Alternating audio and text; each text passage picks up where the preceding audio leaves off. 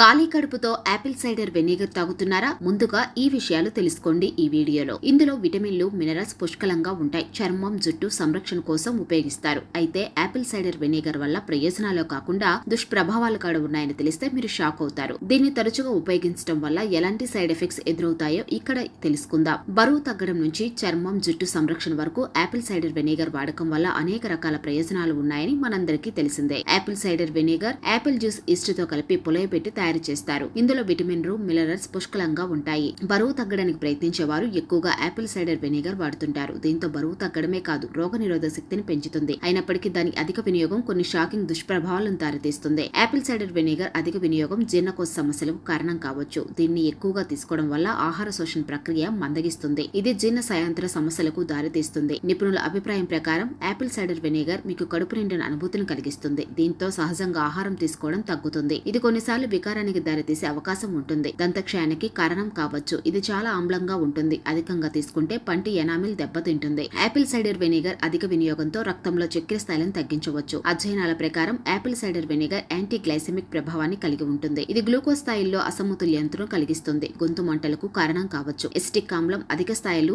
గొంతు చికాకు, మండే అనుభూతికి దారి తీయవచ్చు. చర్మం కాలిన గాయాలకు కారణం కావచ్చు. చర్మానికి నేరుగా అప్లై చేయడం వల్ల బలమైన యాసిడ్ స్థాయిల కారణంగా చర్మం, కాలిన గాయాలు చికాకు కలిగించవచ్చు. ఇందులో ఉండే తక్కువ క్యాలరీ కంటెంట్ సంతృప్తినిచ్చే పానీయంగా సరిపోదు. అందుకే ఉదయాన్నే ఖాళీ కడుపుతో తీసుకోవడం వల్ల అసమతుల్యత ఏర్పడి అలసటగా ఉంటుంది. అలాగే నిపుణుల అభిప్రాయం ప్రకారం మీరు మందులు తీసుకుంటుంటే యాపిల్ సైడర్ వెనిగర్ వినియోగం గ్యాస్ట్రోపెరెసిస్ కు దారితీస్తుందని చెబుతున్నారు. ఇది జీర్ణక్రియ ప్రక్రియను నెమ్మదిస్తుంది. కొన్ని ఔషధాల ప్రభావాన్ని తగ్గిస్తుంది.